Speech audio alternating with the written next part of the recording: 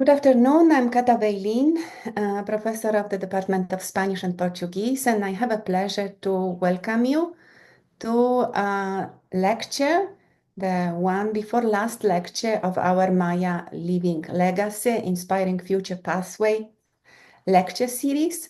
And today we have a very special lecture by Professor Deira Jimenez Balam, who is a professor at Universidad Intercultural Maya of Quintana Roo.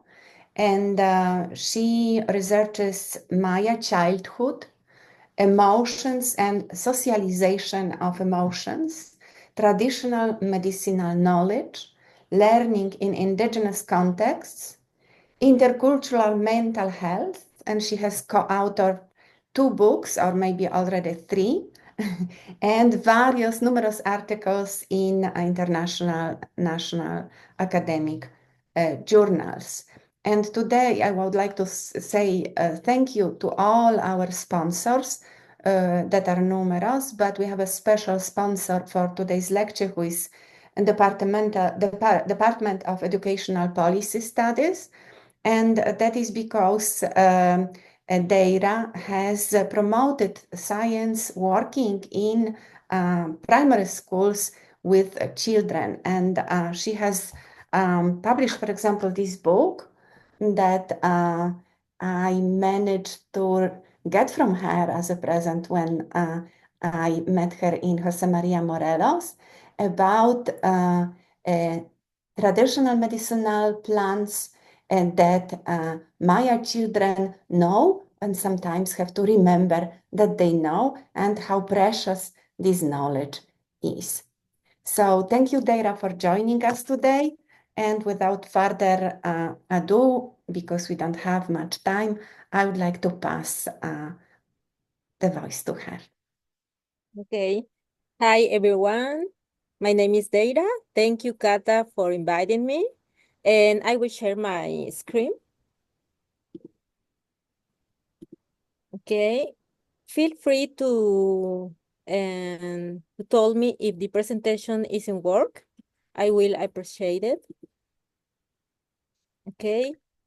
Now, one thing, I'm looking at people who came and Deira, I think everyone here understands Spanish. So you can move between languages or you can even speak in Spanish. No Okay. one who doesn't speak Spanish, I believe, is not here. Is that right, Uh, Addison? So it's up to you. Yo no sé, pero ok. Bueno, las diapositivas pues están en inglés y quizá las preguntas puedan ser en los dos y pudieran hacerlas también. Em, bueno, les comparto un poco del contenido que vamos a abordar. Voy a trabajar el tema de la salud y la enfermedad, particularmente lo que yo he investigado sobre las ideas o las concepciones que tienen los niños mayas sobre la salud y la enfermedad, así como el conocimiento tradicional medicinal sobre los niños. Por lo regular pensamos que los adultos son los que tienen muchos conocimientos sobre medicina tradicional, pero los niños también tienen este conocimiento y también hacen cultura, son niños creadores de cultura y también son niños que participan activamente en su desarrollo. Con respecto a las emociones, voy a presentar cuáles son las concepciones que tienen los adultos mayas de un centro ceremonial tradicional sobre la expresión de las emociones y particularmente sobre la socialización de las emociones. Vamos a abordar las ideas o las etnoteorías que tienen los madres y padres mayas sobre la expresión emocional de los niños. Quisiera comentarles que estos resultados que voy a presentar son de diversas investigaciones realizadas en el corazón de la zona maya de Quintana Roo, en la península de Yucatán, que se ubica al sur de México, y que son un breve panorama sobre lo que se ha hecho sobre estos temas. Hay mucho más, sin embargo, por cuestiones de tiempo, no voy a poder abordarlas a detalle, pero podrían después en la sección de preguntas hacer más amplia la discusión, al igual que poder contactarme después, pues si requirieran, porque hay varias publicaciones que se han hecho al respecto. Bueno, la salud y la enfermedad en los mayas se basa principalmente en la noción de equilibrio. La salud está en función de estar en equilibrio y la enfermedad de la ruptura de este equilibrio. Dos ejemplos que podemos tener, que presento para entender un poco sobre esta noción de equilibrio es el sistema frío-calor, según la cual todas las cosas, personas, plantas, tratamientos están divididos, tienen propiedades frías o calientes. Y cuando existe un choque entre estas propiedades frías o calientes o una sobreexposición, es cuando se rompe el equilibrio e inicia la enfermedad.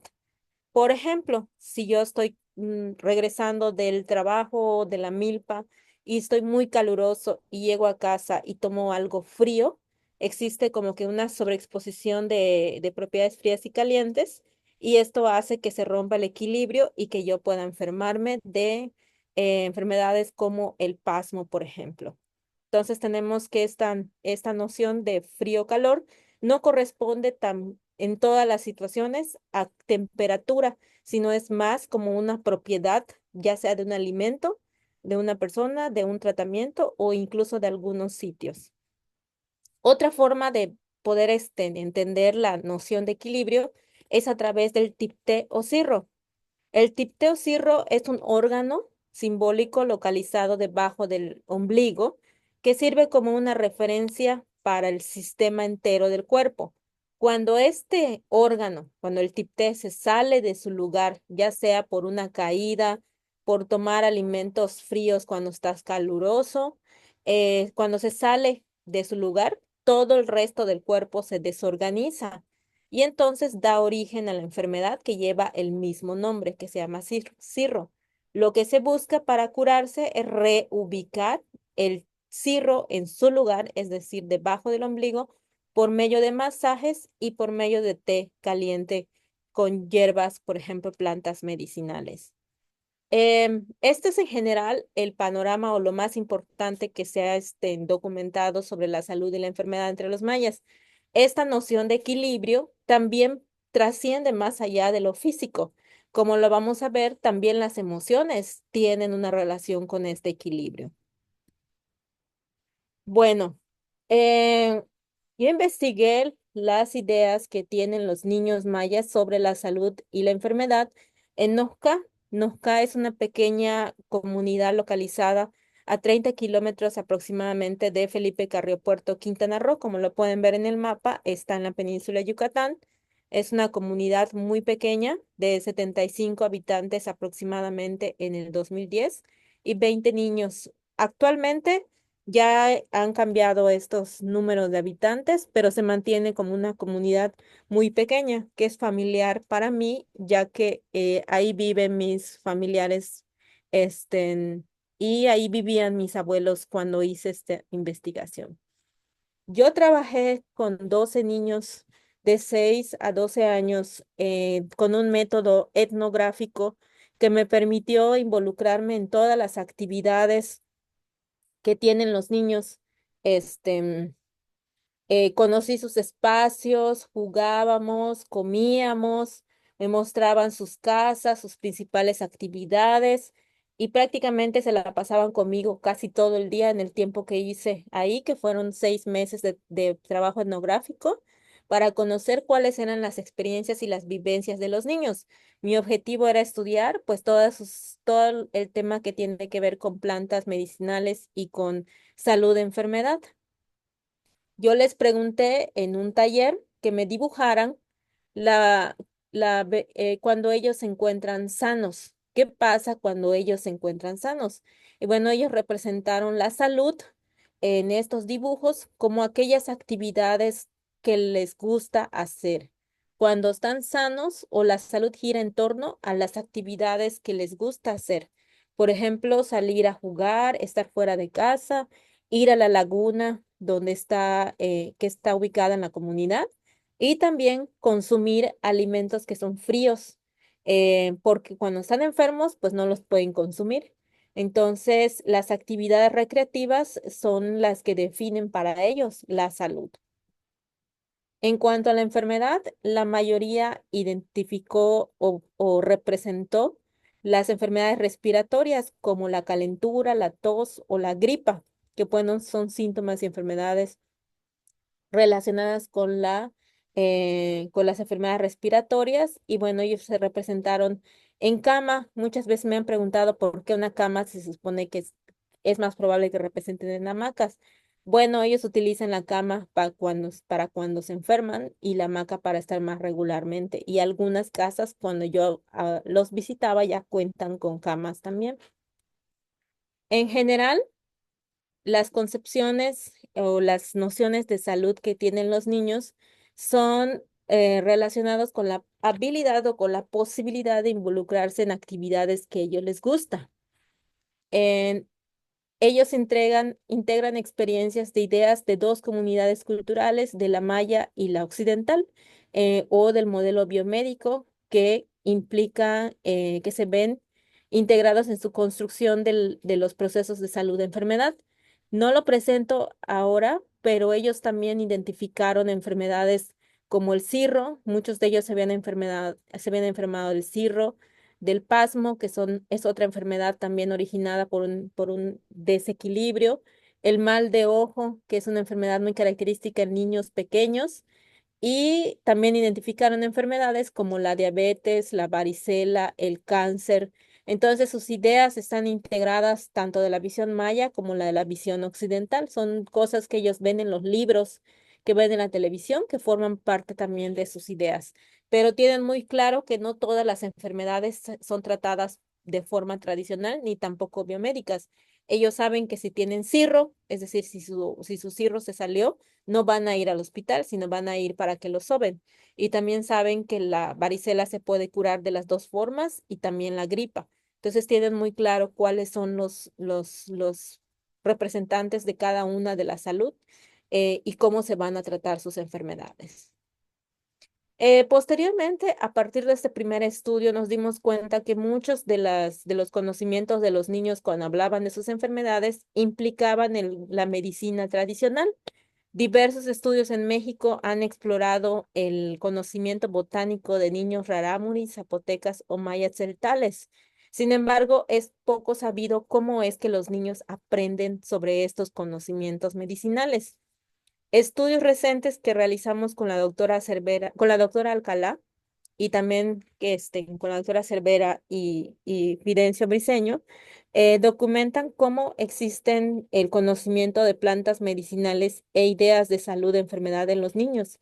Entonces, investigamos junto con la doctora Alcalá en la comunidad de Chancá, que es una pequeña comunidad localizada en la zona maya de Quintana Roo, aproximadamente a 15-20 minutos de aquí, de Felipe Carrillo Puerto.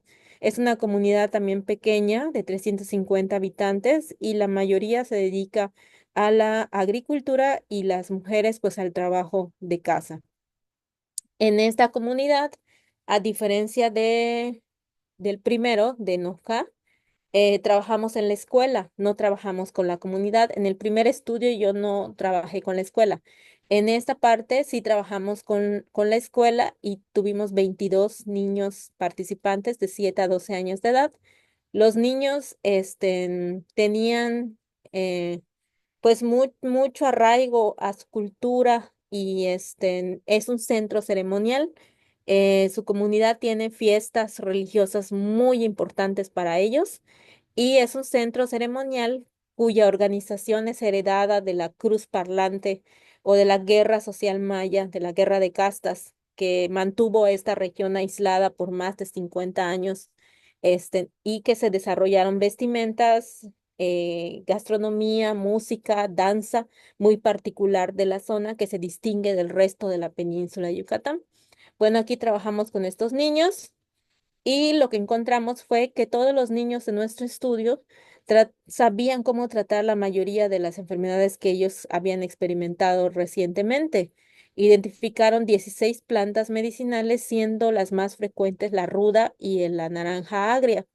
En el caso de la ruda, la mayoría la identificó porque habían padecido o habían conocido algún hermanito o primo o algún familiar cercano o conocido que le habían dado mal de ojo. Entonces, es una enfermedad muy común, caracterizada por un ojo pequeño, por diarrea verde, por llanto incesante y que requería de la ruda para poder ser bañado para sacar el calor del cuerpo y que se recupere el niño de mal de ojo. La naranja agria es la planta con más usos medicinales que se encontraron. Fueron aproximadamente 9 usos medicinales para el vómito, para el desmayo, para las náuseas, para el dolor del estómago, etcétera. 9 usos medicinales y fue muy conocida por los niños. Aquí presento de forma rápida las plantas reportadas. Tenemos ruda, naranja agria, menta, aloe, que la sábila, el ajo, la hierbabuena, albahaca, artemisa, belladona, zacate, limón, granada para la varicela, la guayaba, la hierba del zorrillo, higuerilla y tamarindo. Este, ¿Cómo es que aprenden estos niños sobre estos conocimientos tradicionales? Pudimos observar que cuando algún familiar se enferma, ese es el contexto que provee a los niños la oportunidad de crear una ecología del aprendizaje sobre el conocimiento tradicional, caracterizado por la observación durante el tratamiento de las enfermedades. Los niños están ahí presentes porque la organización de la familia permite que los niños estén presentes. Son enviados a recoger plantas o a colectar plantas del solar o del jardín para preparar los tratamientos y también escuchan y preguntan sobre los tratamientos. También ellos identificaron el tratamiento que se le da, o cuáles son los cuidados que se dan después de consumir algún tratamiento que para los mayas son de propiedad caliente. Entonces los niños advierten, no vais a tomar algo frío porque te acaban de dar medicina caliente. Entonces, la situación de enfermedad de algún familiar es el contexto, pero los niños son los que toman la iniciativa de crear una ecología de aprendizaje donde adquieren todo este conocimiento especializado, pues participan y contribuyen en el tratamiento de las enfermedades. ¿Qué nociones de salud y enfermedad tienen los niños? Bueno, pues identifican una múltiple este, medicina tradicional, propiedades de medicina de las plantas medicinales. Muchos tratamientos son de propiedad caliente. Después de los tratamientos, los individuos evitan cosas frías y los niños están muy conscientes de que hay que evitar estas cosas frías, por lo regular bebidas, porque pueden enfermarse y perder el equilibrio ya que están calurosos y hay que evitarlo. También podemos ver que el conocimiento está implicado en un amplio modelo de salud maya mucho más grande en donde la salud significa el equilibrio entre diferentes componentes y la enfermedad es originada por la pérdida de este equilibrio. Como lo pudimos observar, los niños saben que si uno se enferma del cirro por alguna caída o tomar algún alimento frío estando caluroso, pues va a utilizar plantas medicinales determinadas que le van a ayudar a recobrar este equilibrio y para mantenerlo, pues hay que evitar o el tratamiento posterior, cosas frías. Entonces tenemos ideas y nociones que los niños también comparten con el modelo salud-enfermedad de forma más amplia que se reflejan en los adultos, pero también es algo muy interesante, que ellos aún siendo muy pequeños también tienen sus propias ideas de salud-enfermedad. Bueno. El otro tema que he investigado es sobre las emociones y he realizado 3 estudios sobre las emociones en Quintana Roo, México. Sin embargo, para la presente presentación solamente voy a presentar resultados del estudio 1 y del estudio 2 que son los primeros que se desarrollaron y quizá comente un poco del tercero que acabamos de terminar. El estudio 1 fue desarrollado, fue el primero que hice hace ya casi 17 años, que fue desarrollado en Felipe Carrillo Puerto, Quintana Roo, en un centro ceremonial igual, llamado la Cruz Parlante, donde entrevisté a 11 adultos mayas, conocidos como dignatarios mayas, que son personas muy importantes en su comunidad y que aún resguardan muchas prácticas religiosas en estos centros ceremoniales. En el estudio 2 fue en Chacil, que es una comunidad de 30 minutos aproximadamente de Felipe Carrillo Puerto, en donde participaron 50 personas, 30 mamás y 20 papás. Entonces, en el segundo estudio yo me pregunté, ¿qué pasa con los primeros años? ¿Cómo es que las emociones de los niños son socializadas los primeros 3 años de vida? Y por eso en el estudio 2 las mamás y papás tenían hijos de hasta 36 meses o hasta 3 años. En general, en las emociones en el contexto maya, pues es muy escasamente documentado, no se sabe mucho al respecto. Desde la lingüística se ha identificado que en el maya colonial, en diccionarios, existe un amplio repertorio de expresiones con significado emocional que incluyen partes del cuerpo. El doctor Bourdin ha identificado aproximadamente 200 términos emocionales de un vocabulario pues muy amplio. Sin embargo, muchos dicen que ese vocabulario que está en ese diccionario del maya pues muy antiguo no es tan vigente con el actual. Entonces, actualmente no sabemos realmente cuánto es el número de términos emocionales que se utilizan para referirse pues a este ámbito, ¿no? No hay un término en maya para referirse a emoción, para referirse a emoción como lo conocemos occidentalmente, porque muchas veces el término emoción hace referencia a estados mentales internos y lo que se visualiza en Occidente como emoción está más relacionado pues con un individuo.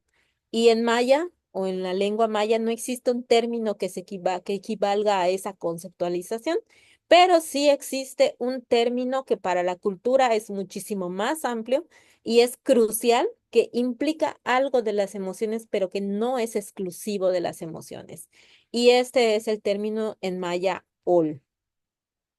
El término ol es documentado en la literatura como un corazón formal, es decir, es un corazón que no es tangible, ya que el corazón tangible en maya se le llama puxical. El ol es definido en estos diccionarios como energía moral o fuerza vital. En otros estudios se ha encontrado que puede estar definido como el ánimo, como la fuerza, la voluntad, energía, movimiento, centro, corazón. Es el centro psíquico desde el cual se derivan varios ánimos. Cuando el ol está en muchas palabras que hacen referencia a sentimientos, a estados de ánimo, a emociones. Sin embargo, el ol como solo no se concibe separado de otras conjugaciones. Y bueno, no hay un estricto dominio sobre lo emocional en maya. El OL también tiene aspectos cognitivos y fisiológicos. Entonces, no podemos hablar en la cultura maya que existe un dominio emocional de forma estricta, sino que no existe un límite de dónde inicia o dónde termina lo emocional, porque se ven implicados, como ven, la voluntad, el movimiento, la energía, la fuerza, el ánimo para ello. Entonces, no es una conceptualización diferente a lo que se encuentra en la perspectiva occidental.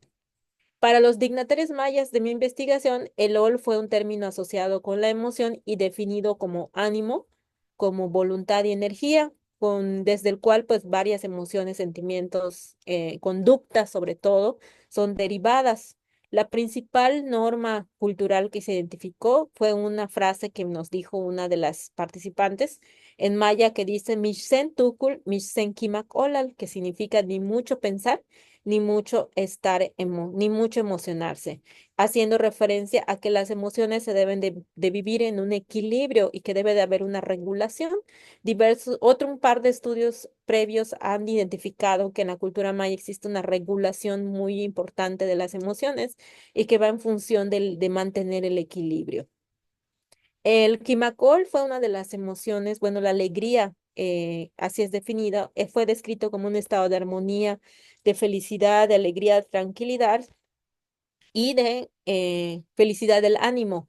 El ol al final, pues es el ánimo, o entendemos como un ánimo contento. La norma cultural, pues es que hay que compartirlo con otros y la tranquilidad es deseada, ni mucho, no hay que emocionarse mucho, no hay que estar muy alegre, según nos señalaba. El Yahol es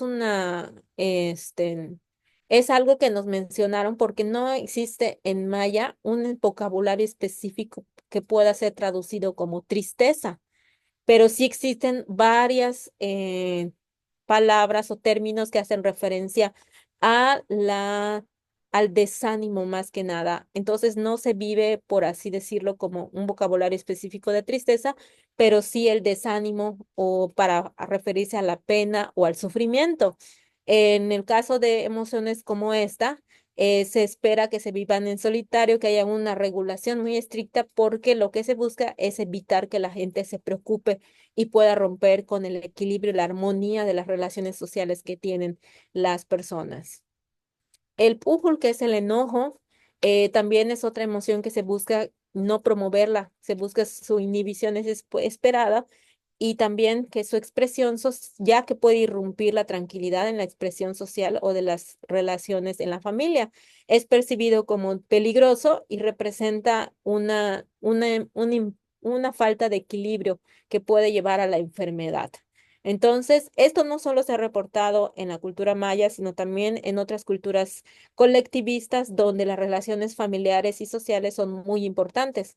Por eso la cultura maya es identificada como una cultura que tiene muy importante para ellos las relaciones familiares y sociales. Entonces, emociones como el enojo no es algo que se promueve desde pequeños. El hakol, pues fue definido como susto. La norma cultural es que es una situación que puede que se puede presentar cuando nos exponemos a algo que nos puede dar un susto.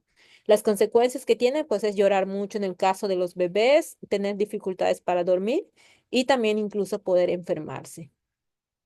Bueno, yo me pregunté si eso es lo que pasaba con los adultos, ¿qué pasa con los primeros años de vida de unos niños, de los niños mayas, ¿no? ¿Cómo es que se da la socialización? Y fue por eso que me propuse investigar cuáles eran las ideas de los mayas, eh, madres y padres mayas sobre la expresión emocional de los niños. Pues las emociones están presentes en la vida de los niños y los papás son cruciales para la socialización. Las ideas que los papás tienen sobre las emociones de los niños pues reflejan un significado y prácticas culturales originados pues en su comunidad y son compartidas por sus integrantes. Yo les pregunté a los papás si era importante expresar, por ejemplo, alegría y por qué. En el caso de la alegría no hubo ningún motivo para no expresarlo. Todas fueron que son importantes. Y la principal motivo para expresar la alegría fue el conocimiento que tienen los papás sobre lo que le está pasando a los hijos. Ellos me decían, si yo sé que mi hijo está jugando, está riendo, está corriendo, está brincando, está alegre, estoy tranquilo, tranquila, porque sé que está bien. El que esté alegre me indica que está bien. También piensan que genera bienestar, que los niños son así, son contentos, son alegres, que genera felicidad, que ayuda a que los niños se puedan llevar con otras personas. Y recordemos que las relaciones interpersonales son muy importantes para la cultura maya. En el caso de la tristeza, pues también preguntamos, no como tristeza, sino más como el desánimo, ya que habíamos mencionado que no existe un equivalente lingüístico. Entonces preguntábamos cuando los niños están tonan, cuando están ishmaol, cuando están lupuol, cuando el ol está decaído. Entonces, y lo mismo nos decían que era para darse cuenta que los niños lo deben de expresar por si les está pasando algo, ellos pueden saber qué es lo que le está pasando, si está bien o mal en el niño.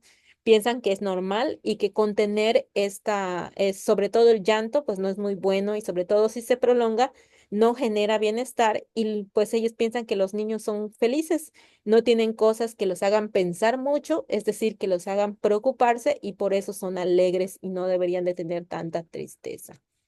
En el caso del miedo, fue la emoción de la que más hablaron los papás y las mamás. porque en los primeros años es muy importante el autocuidado. Entonces se busca que los niños tengan un autocuidado para evitar peligros. En un momento les voy a explicar un poco más. Entonces, por medio del miedo, los papás socializan a los niños para que eviten tocar cosas que los puedan dañar. Entonces, les es importante que agarren miedo. Esto es sumamente diferente a la idea que se tiene sobre el miedo en sociedades occidentales, donde pues no se busca promover el miedo en los niños. También ayuda a que los niños expresen cuál es el conocimiento que tienen sobre, sobre su entorno. Piensan que es algo normal. ¿Y por qué no es importante? Porque puede generar enfermedad y hay que evitar que los niños estén vulnerables. Los niños deben de tener miedo, los niños les muestran a los niños, les muestran a los niños por las mamás las cosas que pueden evitar, como insectos o animales peligrosos, y explican las consecuencias a los niños de tocarlos en caso de que puedan dañarlos. Entonces, desde temprana edad, los niños se cuidan y son autónomos en su contexto inmediato. Esto ha sido documentado ampliamente en la literatura maya. En el caso del enojo, los niños también las mamás les sirven para saber qué cosas les gusta o no les gusta a los niños. Piensan que contener el enojo tampoco es bueno, que es algo normal, pero también, al igual que los adultos, que los adultos dignatarios piensan que el enojo es una emoción que puede dañar o hacia otros o no promover como la armonía familiar o entre todos los integrantes de la comunidad. Y son muy pequeños para sentir enojo, deberían de estar más alegres en lugar de enojarse y el enojo es temporal. Entonces ellos consideran que debería de ser menos promovido y más promovida la alegría y el autocuidado. En el caso del orgullo, pues piensan que es bueno para motivarlos por sus logros. También les indica cómo está el niño. Piensan que es algo normal, sobre todo, pero piensan que no se debe de promover tanto para evitar la arrogancia con los niños y también para evitar daños personales hacia los niños. En el caso de la vergüenza, las mamás y papás piensan que el niño que tenga vergüenza lo ayuda a regular su comportamiento, ya que le enseña, a saber cuáles son las cosas buenas y cuáles son las cosas malas.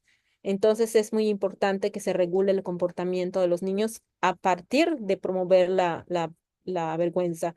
Y algo que permite es también el cuidado de evitar peligros. Ellos promueven el autocuidado, por ejemplo, diciéndole a los niños que no salgan para que puedan evitar irse con personas que no conocen y así tengan esta pena o esta vergüenza para que no puedan irse con extraños y cuidarse. También piensan que es algo normal y algo que dijeron que no deberían de sentir tanta vergüenza porque eso limita a los niños. En general, en todas las emociones que he presentado, señalan que no hay que tener mucho ni poco, sino que debe de haber un equilibrio. Por ejemplo, si tienen mucho enojo, se pueden enfermar. Si tienen mucha tristeza o llanto prolongado, también se pueden enfermar. Si tienen mucho miedo, también pueden tener consecuencias. Entonces hay que tener todo en un equilibrio. Bueno, estos ya para finalizar, estos estudios proveen pues nuevos insights en cómo el contexto cultural, las creencias, las prácticas pues moldean la salud, la enfermedad y la socialización y expresión de las emociones entre los mayas. Algo muy importante que creo yo resaltar es que este tipo de estudios sobre la diversidad cultural en diferentes entornos pues nos mencionan también cómo los diversos caminos de desarrollo, pues, que existen en el ser humano son importantes, pues, de hacer visibles, ya que la mayoría de las investigaciones que se tienen son por lo común realizados en sociedades occidentales, democráticas, ricas, educadas, industriales, y este tipo de investigaciones, pues, no son representados en la agenda de la literatura que tenemos, particularmente en la psicología, donde la mayor parte de la investigación que se hace, pues no toma en cuenta estas diferencias culturales. Y bueno, investigaciones en contextos indígenas como los mayas, pues nos proveen con elementos para afirmar pues que los humanos crecemos en contextos culturales donde se obtienen significados y prácticas pues muy particulares. Bueno, por mi parte, este sería todo y pues muchísimas gracias. Aquí tenemos algunos de los trabajos las fotitos que hemos visto con los niños de las comunidades. Muy interesante. Muchísimas gracias por esa charla tan especial. Em, Quiero dar prioridad a los estudiantes, a nuestros invitados. ¿Hay alguien que quiera hacer preguntas? Bruno,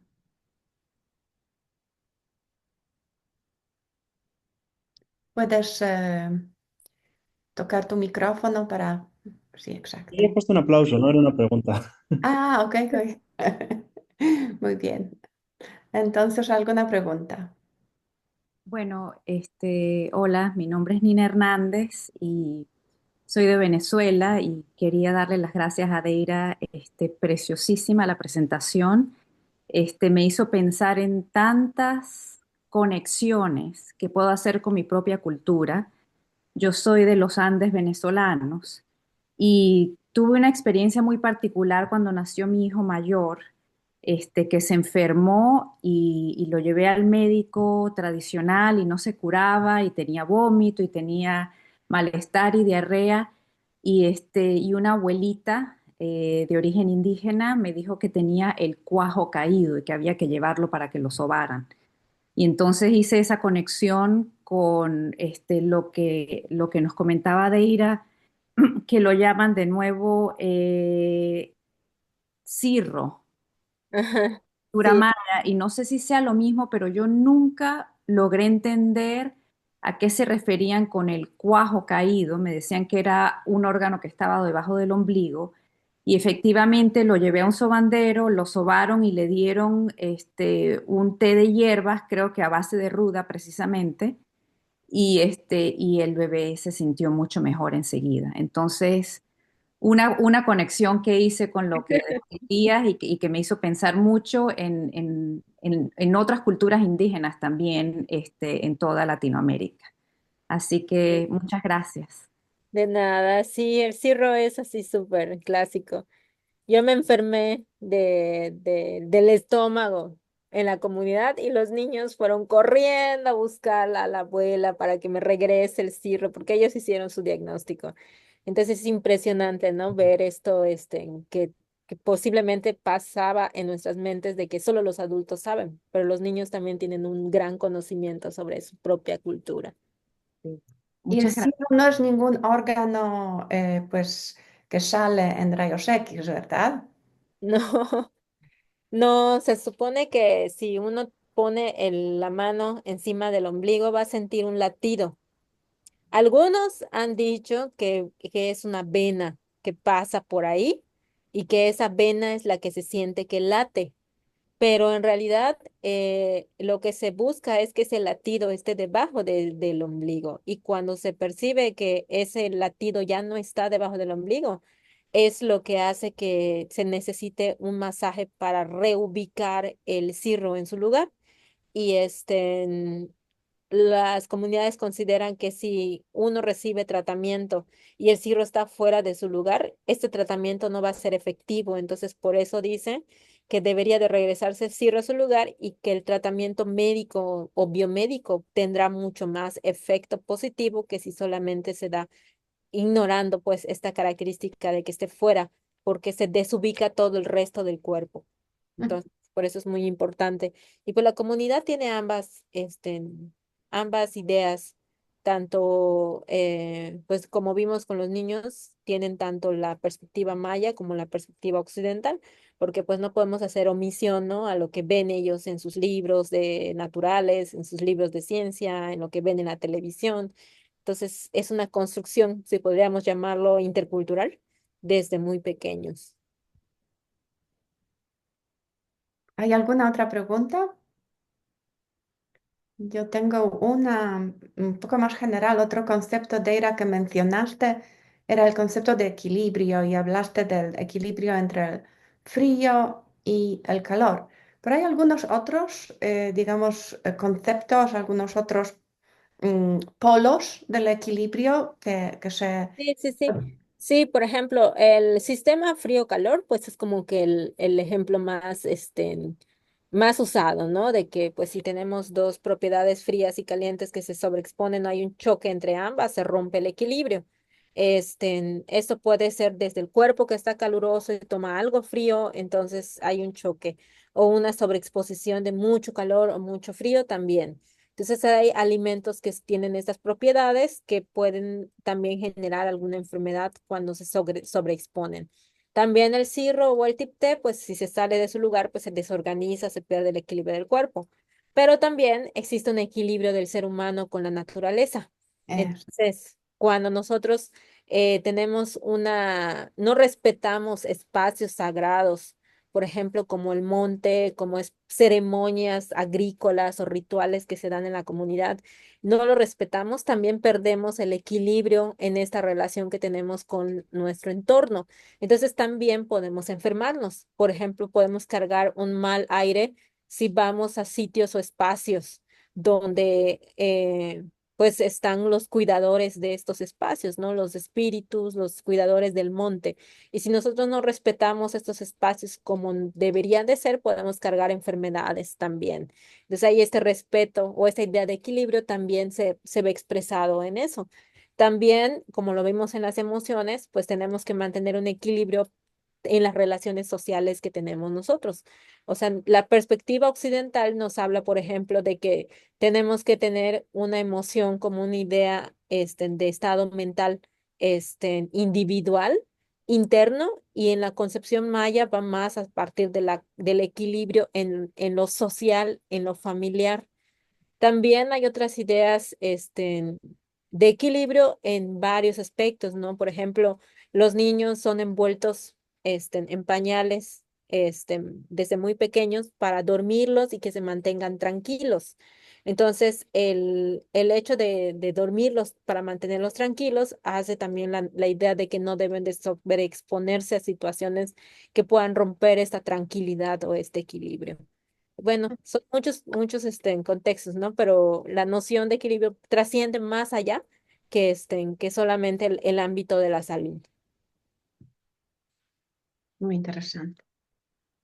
Tenemos algunas otras preguntas. Bruno.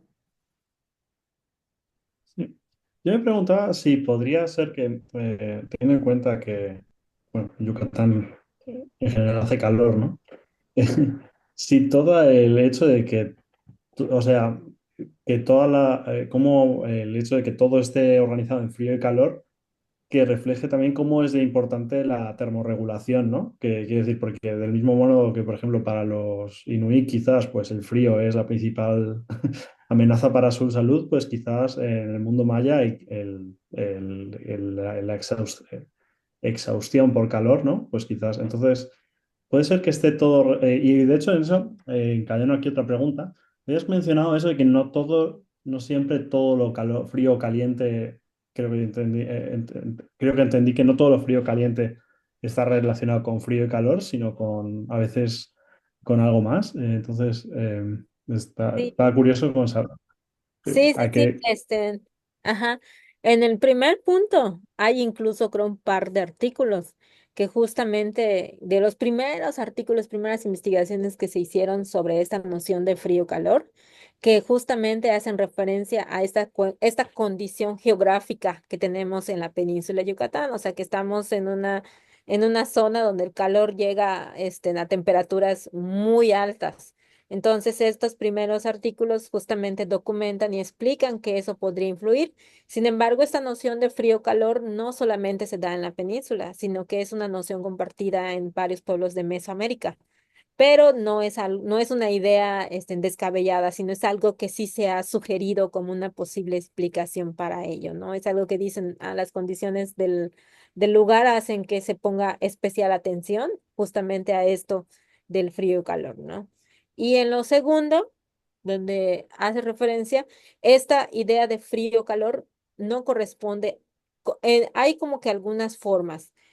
Algunas sí corresponden a la temperatura, y hay otras que no corresponden a la temperatura. Por ejemplo, en los alimentos. Los alimentos fríos son alimentos que no se pueden digerir de forma fácil y los alimentos calientes son los que sí tienen fácil digestión. Entonces, por ejemplo, si una mujer está, las personas nos clasificamos también en fríos o calientes.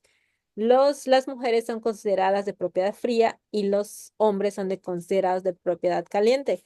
Pero cuando una mujer, también eso cambia, cuando una mujer se embaraza o tiene un periodo de menstruación, su cuerpo cambia de propiedad y se vuelve caliente. Entonces, alimentos como la sandía, que es de difícil digestión, son considerados alimentos fríos.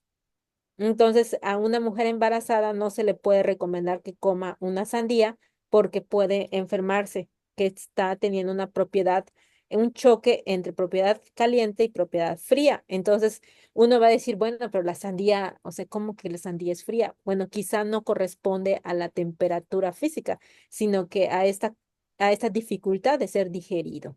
Entonces, en algunas situaciones sí, algo coincide con la temperatura, pero en otras no.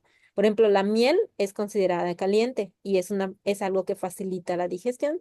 Incluso la miel de la Shunankap, que es como que la miel melipona, es considerada medicinal. Entonces tiene esta propiedad de ser de propiedad caliente porque ayuda a la digestión. Son algunos de los ejemplos que puedo dar. Muy Muchas interesante. gracias. Yo tengo una pregunta si hay tiempo. No sé, Cata, si Sí, hay sí, tiempo. bien, podemos quedarnos un poco Ah, más. sí, muchas gracias por la presentación. Es muy interesante todo. O sea, creo que dice muchos ejemplos sobre cuestiones físicas, ¿no? Y cómo los niños identifican también algunas plantas medicinales que pueden servir para ayudar a mejorar la salud. Y me llama mucho la atención también como la parte de salud mental, como en uno de los artículos habla sobre el Chichnak, creo, Ujú, ujú. y el Oh, Onam. el Tonan y el Chichnak. Bueno, yo soy de Yucatán y mi mamá siempre usa, o sea, siempre nos ha dicho esas dos palabras, ¿no? Entonces, como el Chichner y me gustaría como si podrías hacer como si hay una diferencia, cuál es la diferencia entre esas dos, esos dos estados de ánimo, y también cuáles son qué es lo que has percibido que las comunidades mayas, pues, hacen para, pues, mejorar la situación emocional, ¿no? Porque la situación física hemos visto como todos estos ejemplos, incluso en uno de los artículos hablan, que has publicado, habla sobre todas las plantas, qué es lo que cura, etcétera, cómo se consume. Entonces, no sé, me gustaría saber un poco más con respecto a, sí, a la salud mental y cuáles son o sea, cómo las comunidades mayas has percibido Ujú. tratan estos problemas de salud mental, ¿no? Sí, ok. Bueno, en el caso del Chichnak y el Onam es más cuando estamos como enfermos, como desanimados, como decaídos, estás Onam, así te lo dicen por aquí. Y una vez fui a una de las reuniones de los sacerdotes mayas en un centro ceremonial y una de las niñas que estaba en una hamaca me contó y me dijo, le pregunté, ¿cómo estás? Y me dijo, estoy Onam. Y su mamá enseguida me dijo, es que tiene gripa. Entonces está más relacionado con este desgano, con ese desánimo. En el caso del chichnak, cuando se trata de los niños, lo identifican como aquel niño que está como que no se halla, así me decían los papás, ¿no? O sea, está llorando, está enojado, le dan el pecho o le da su chuchú y y no quiere o lo muerde o no quiere comer, se la pasa llorando, está enojado, está como que entre enojado y triste. Ese es en el caso de los niños. Y se ha explicado que es cuando los niños se presenta, cuando los niños extrañan a un papá o mamá que está lejos. En el caso de los adultos, se presenta más en las mujeres y las mujeres Chichnak son aquellas que tienen una preocupación.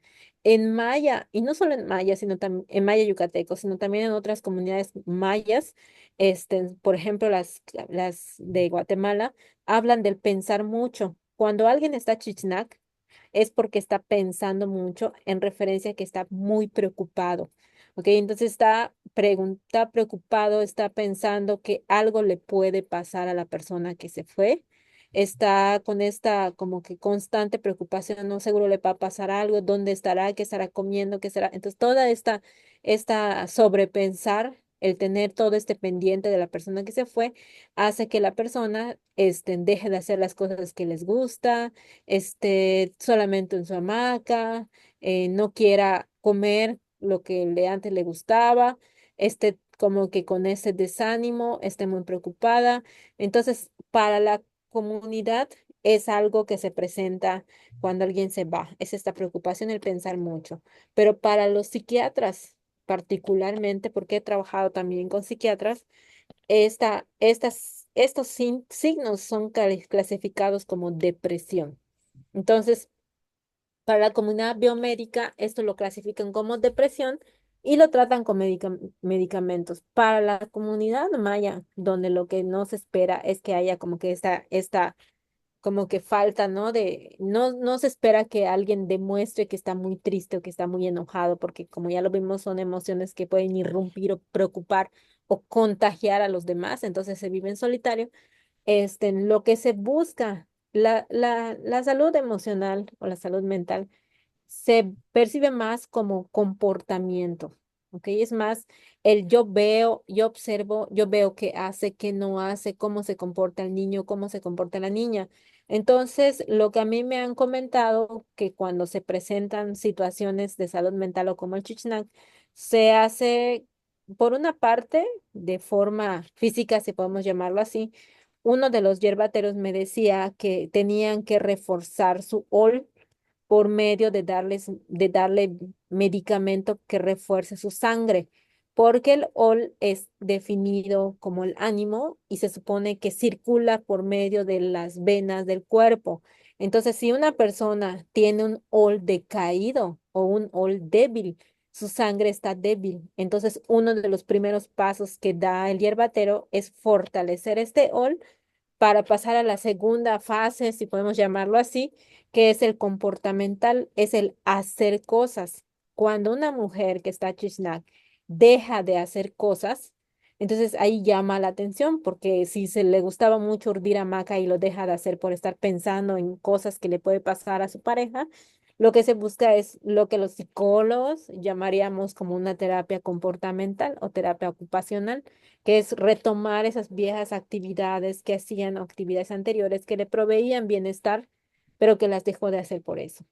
Entonces, lamentablemente, hasta ahora hemos estado como que trabajando, de hecho, estamos trabajando en un artículo al respecto, con psicólogas clínicas, esta forma de cómo se podría abordar desde la psicología, porque lamentablemente la psicología tiene unas bases para sus estudios, pues muy, muy occidentales. O sea, la psicología mainstream, o sea, la psicología convencional, no ve la diversidad en las formas terapéuticas de tratar a las personas y menos en comunidades indígenas. Lamentablemente, en la península de Yucatán, aunque la población tiene un fuerte arraigo a las raíces mayas, no se sigue, no se, se ignoran pues todas esas diferencias. Sin embargo, está viendo actualmente un recién interés hacia esto, ¿no? Ya van varias personas que se acercan y me preguntan, oye, ¿cómo podemos trabajar esto? ¿Cómo se pueden producir materiales para abordar estos temas?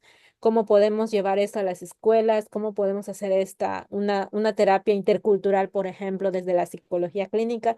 Yo no soy psicóloga clínica, pero tengo colegas que están interesadas en saber cómo se podría trabajar estos programas, por ejemplo, de salud mental, pero todavía nos falta investigar mucho más para poder llegar a una discusión mucho más amplia sobre el tema. Gracias. Muy bien. ¿Tenemos alguna última pregunta? Si no, uno, dos, tres, cuatro, cinco. Bueno, si no hay más preguntas, muchísimas gracias, Deira. Esto fue muy interesante y como dijiste al principio, antes de comenzar, Tal vez en algún otro momento podríamos hablar más sobre detalles, sobre cosas más específicas, porque hemos solamente tocado la superficie y ya hay tantas inquietudes y preguntas muy interesantes, pero sería muy interesante tal vez pensar más sobre estos temas. Muchísimas gracias. Tenemos una charla más el 22 de marzo. Y vamos a cerrar este año, pero tal vez reabrimos la serie el siguiente año. Muchas gracias a todos y hasta luego. Hasta luego.